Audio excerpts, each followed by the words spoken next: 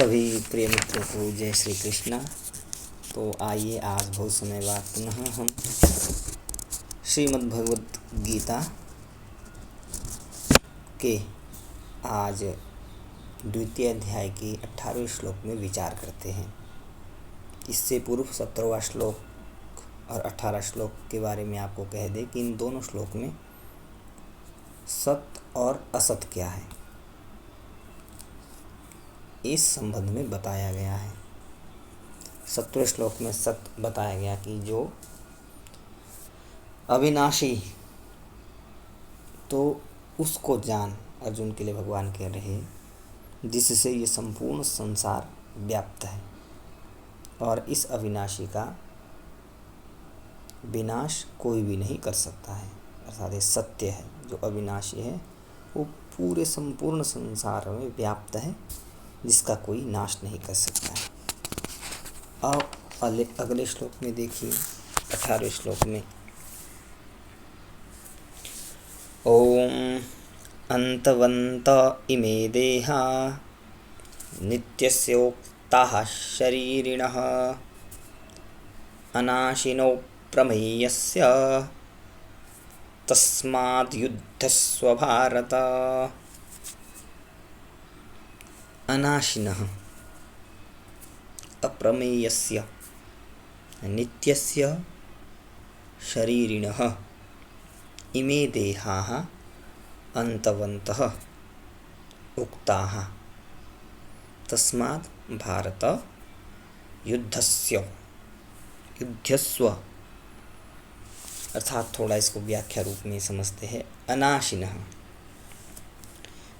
किसी काल में या किसी कारण से या कभी किंचिन मात्र भी जिसमें परिवर्तन नहीं होता या जिसकी क्षति नहीं होती या जिसका अभाव नहीं होता, उसका नाम है अनाशी, अर्थात अविनाशी। अब अप्रमेयस्य अर्थात जो प्रमाण का विषय नहीं है, जिसके लिए कोई प्रमाण नहीं देना है, अर्थात जो अंतःकरण और इंद्रियों का विषय नहीं है, इससे इसको जाना नहीं जाता है, उसको कहते हैं अप्रमेय, कि यह परिभाषा है। अर्थात जिसमें अंतःकरण और इंद्रियां प्रमाण नहीं होती, उसमें शास्त्र और संत महापुरुष ही प्रमाण होते हैं। शास्त्र और संत महापुरुष उन्हीं के लिए प्रमाण होते हैं जो श्रद्धालु है। जिसकी जिस शास्त्र और संत में श्रद्धा होती है, वह उसी शास्त्र और संत के वचनों को मानता है। इसलिए यह तत्व केवल श्रद्धा का विषय है, प्रमाण का विषय नहीं है। ये बात आप पहले समझ लें।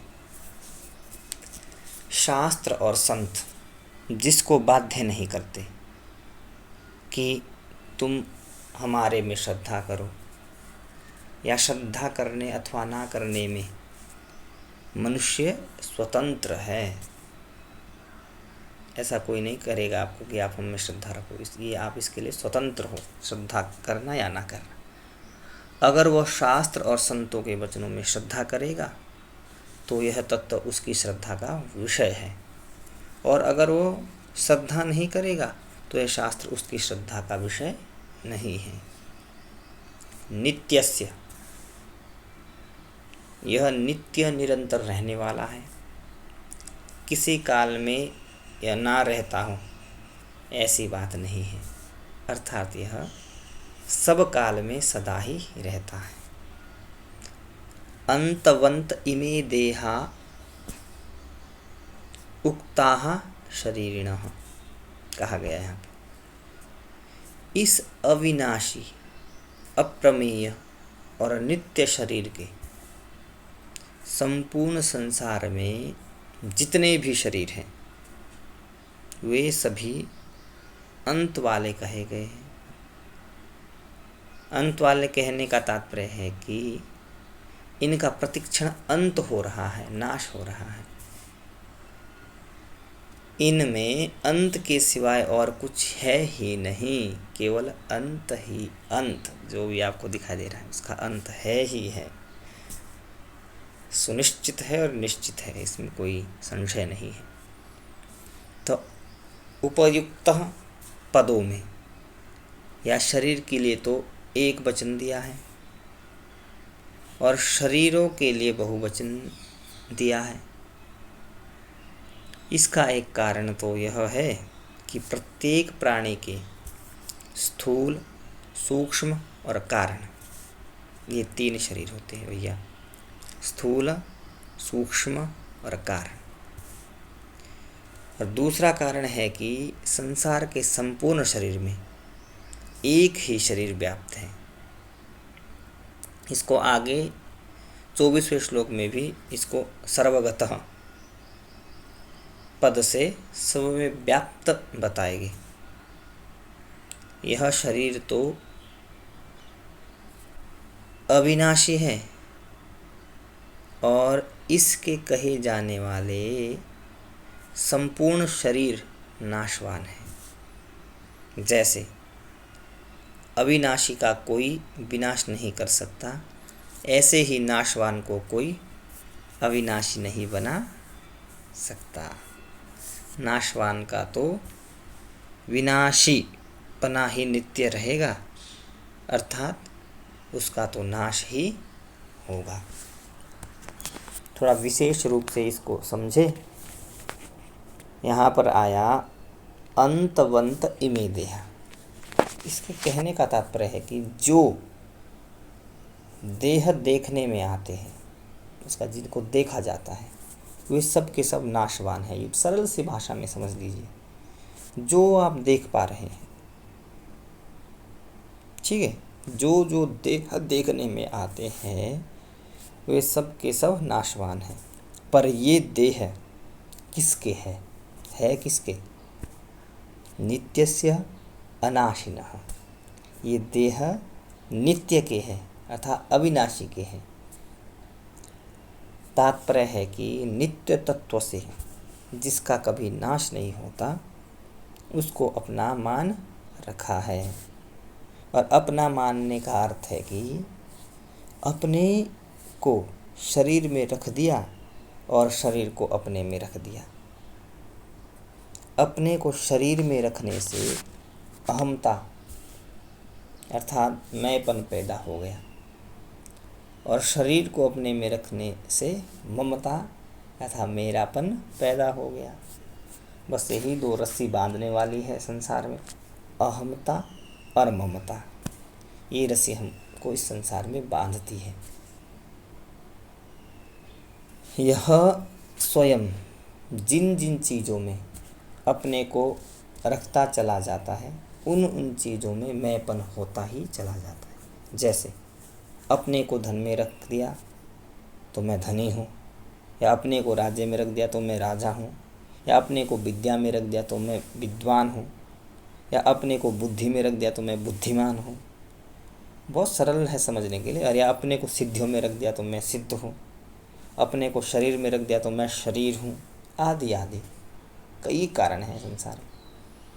तो यह स्वयं जिन जिन चीज़ों को अपने में रखता चला जाता है उन चीज़ों में मेरापन होता ही चला जाता है। जैसे कुटुंब को अपने में रख दिया तो कुटुंब मेरा है, या धन को अपने में रख लिया तो धन मेरा है, बुद्धि को अपने में रख लिया तो बुद्धि मेरी है, सब अपना दिखता है। या शरीर को अपने में रख दिया तो शरीर मेरा है, आदि बहुत सारे कारण बन जाते हैं। और जड़ता के साथ मैं और मेरापन होने से ही मात्र विकार पैदा होते हैं और कुछ नहीं होगा, विकार की उत्पत्ति होगी। तात्पर्य है कि शरीर और मैं अर्थात स्वयं दोनों अलग अलग है, इस विवेक को महत्व न देने से ही मात्र विकार पैदा होता है। परंतु जो इस विवेक को आदर देते हैं, महत्व देते हैं, वो पंडित होते हैं। ऐसे पंडित लोग कभी शोक नहीं करते। क्योंकि सत सत ही है और असत असत ही है, इसका उनको ठीक ठीक अनुभव होता है। तो तस्माद युद्धस्व, भगवान अर्जुन के लिए आज्ञा देते हैं कि सत असत को ठीक समझकर तुम युद्ध करो। भाई सत्य क्या है, सत्य क्या है, इसको ठीक समझकर तुम युद्ध करो, अर्थात प्राप्त कर्तव्य का पालन करो। तात्पर्य है कि शरीर तो अंत वाला है और शरीर ही अविनाशी है, तो इन दोनों शरीर और शरीर की दृष्टि से शोक बन ही नहीं सकता। अतः शोक का त्याग करके हे अर्जुन तुम खड़े होकर क्या करो, युद्धस्व, युद्ध करो। भारत अर्थात अर्जुन तुम युद्ध करो। जय श्री हरि।